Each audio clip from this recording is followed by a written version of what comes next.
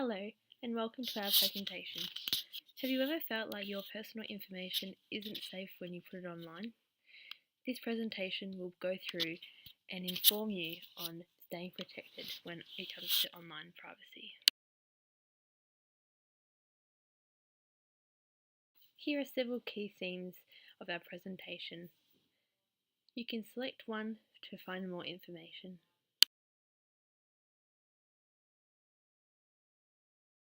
Disclosure of personal information can cause digital footprints to be left, which then puts your information in danger and can also be manipulated.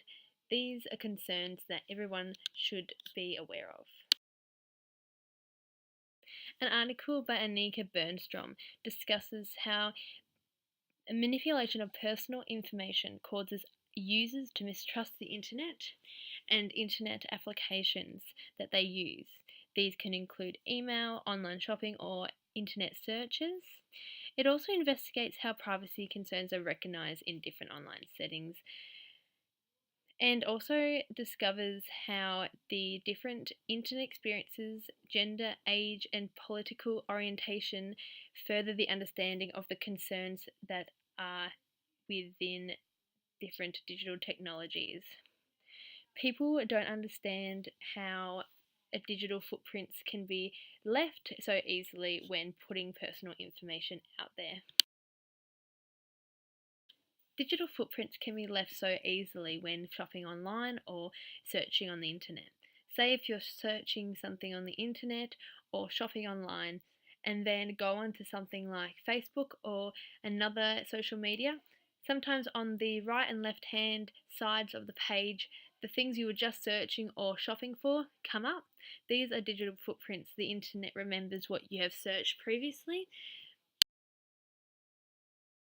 An article written by Shin and Kang in 2016 discusses how adolescents are more willing to disclose personal information, as well as women are more likely to be concerned about their personal information being hacked when using email or online shopping. Men don't seem to mind as much as women that this study showed.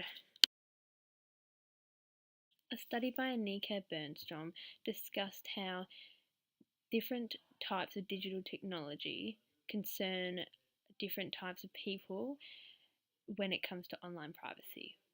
When people use emailing, social media, as well as putting their debit and credit card information online when online shopping.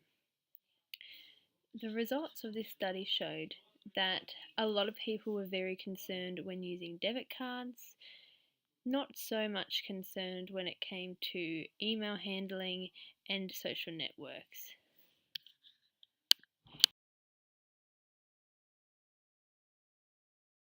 This image here shows the way that it's so easy for posts on social media to be seen by anyone.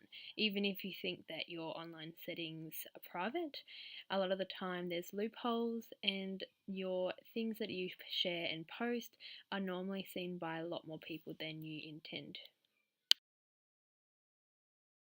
An article by Shin and Kang in 2016 discussed the time spent on the internet as well as internet experiences and how they can impact the way that people are willing to expose private information online and the audience that they set it to. The study showed that more adolescents don't consider the audience and don't necessarily mind the audience that their information is going to, as well as they are unaware of the audience that is able to see their information.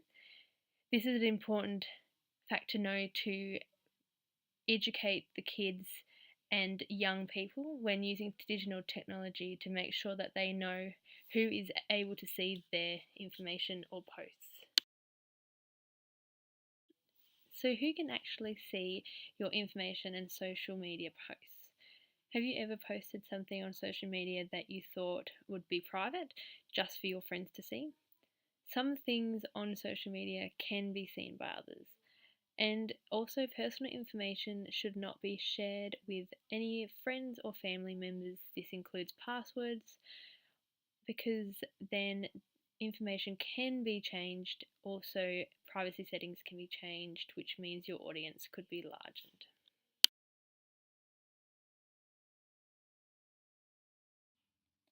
Parental involvement is a major theme I have found surrounding the discussion of online privacy.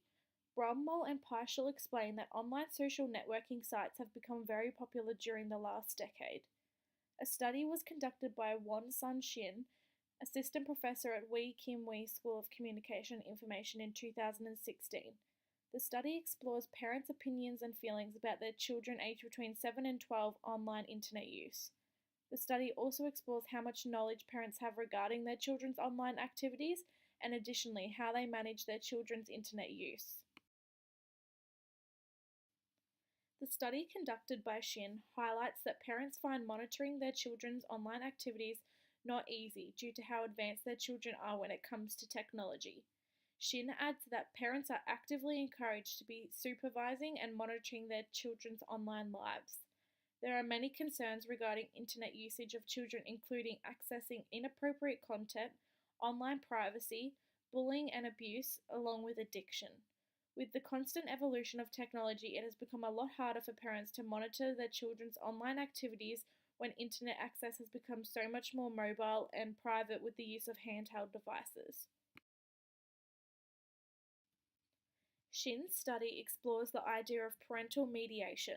It is explained as strategies that can be put in place by parents to mitigate negative effects of social media on children. Shin further explains the three strategies usually implemented that are known as active mediation, restrictive mediation, and co-using mediation. Active mediation is explained by Shin as where parents may sit down with their child and discuss appropriate online sites and behaviors. Restrictive mediation is where parents set out rules and guidelines to control their child's internet use. Whereas co-using is where a parent or guardian use social media as well as their child with no specific instructions or rules. Studies show that restrictive and co-using mediation seems to be less effective than active mediation. This does not necessarily mean that they have no impact at all on their child. Whilst restrictive mediation is not as strong as active mediation, it proved better than no mediation at all on their child's online activities. According to Shin, whilst there are many negative effects of internet use that are often emphasized when in discussion, parents interviewed found that internet had more positive than negative effects on their children. The overall belief of the parents was that internet made their children more knowledgeable and it is an extremely resourceful for their education.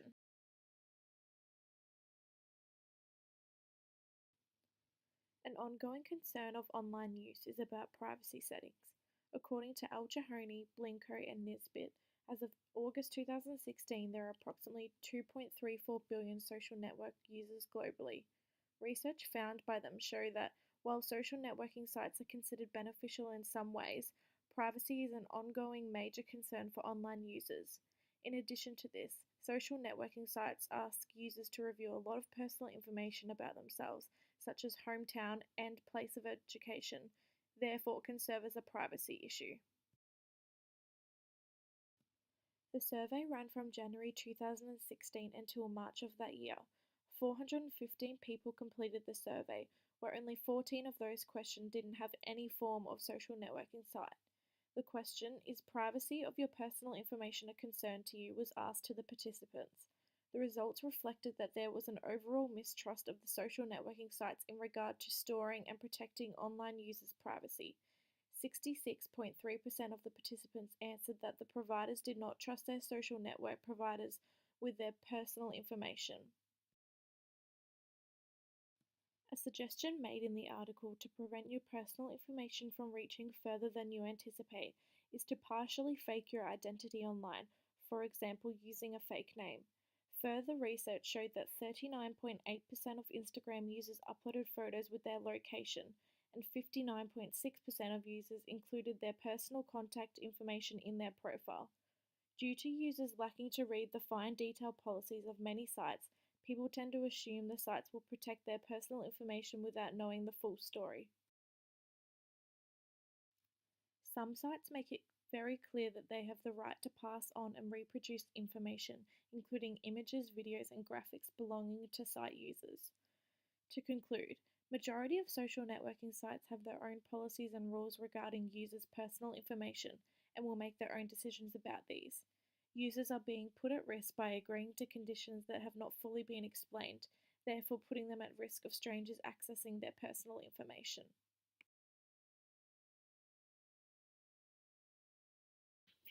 This presentation is here to tie all the key themes together we have just put forward. We want to make sure everyone is protected when it comes to online privacy. People need to understand how to disclose personal information and do it safely. Also, privacy settings need to be done correctly, or else people can see your information that you might not want people to see. You need to also be aware of the information that you share and who can see it. Make sure that parents and friends and family protect each other, monitor each other, and make sure that their information is safe as well as yours. Do not tell other people your personal information when it comes to passwords and usernames. Keep that private. This will ensure that you're protected online.